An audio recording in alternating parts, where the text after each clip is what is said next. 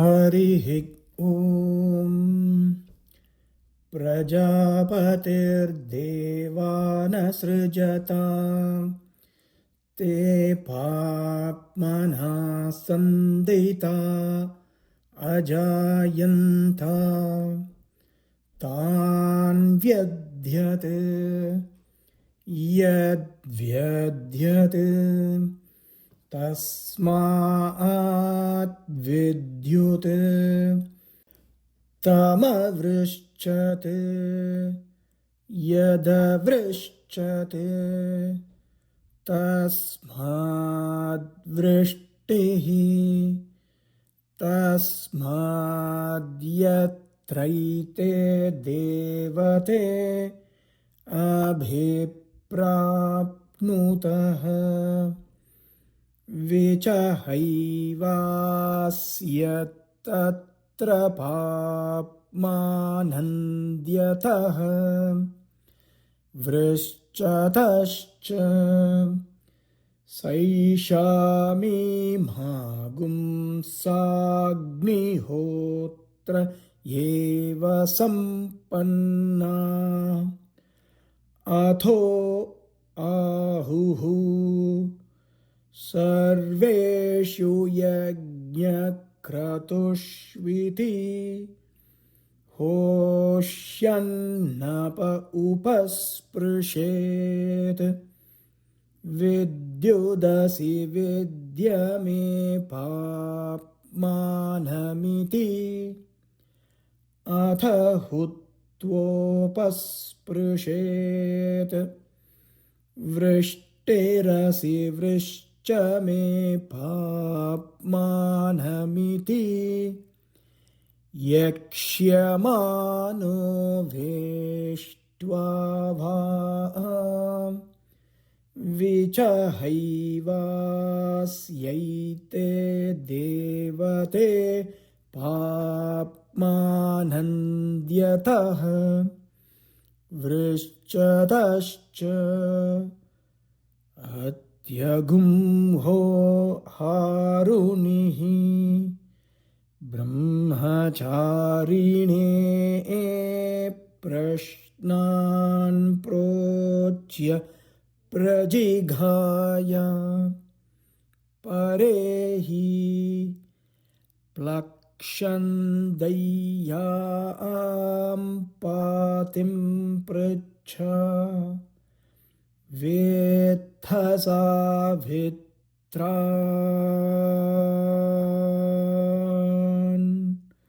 न वेत्था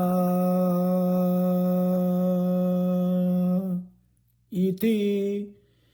तमागत्य पप्रच्छ आचार्यो माप्राहैषीत् वेत्थ सावित्रान्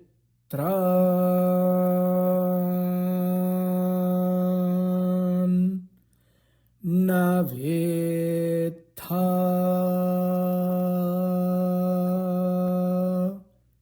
इति सहोवाच वेदेति स कस्मिन् प्रतिष्ठित इति परो रजसीति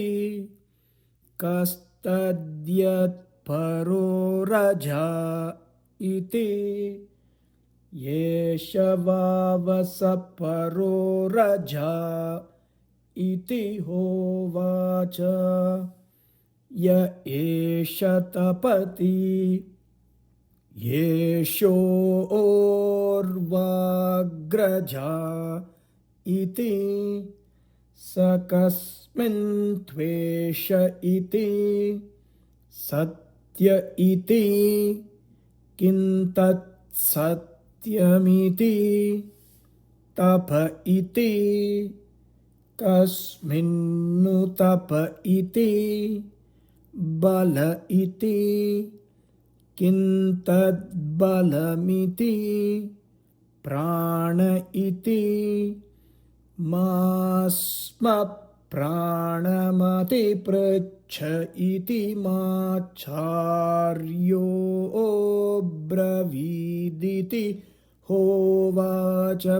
ब्रह्मचारी स होवाच प्लक्षोदय्याम्पातिः यद्वै ब्रह्मचारिन् प्राणमत्यप्रक्ष्यः मूर्धा ते व्यपतिष्यत् अहमुत आचार्यात् श्रेयान् भविष्यामि यो मासाभित्रे समवाधिष्ठेति तस्मात् सावित्रेण संवदेत स यो ह वै सावित्रं विदुषा सावित्रे संवदते सः अस्मिन् श्रियं दधाति अनुभवा अस्मा हसौ तपन् श्रियं मन्यते अन्वस्मै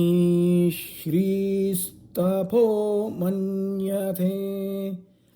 अन्वस्मै तपो बलं मन्यते अन्वस्मै बलं प्राणं मन्यते स यदाह संज्ञानं विज्ञानं दर्शा दृष्टेति येष एव तत् अथ यदाह प्रस्तुतं विष्टुतगुं सुता सुन्वतीति येष एव तत्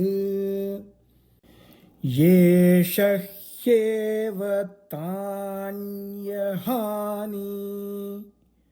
येष रात्रयः अथ यदाह चित्रः केतुर्दाताः प्रदाता सविता प्रसविताभिशास्तानुमन्तेति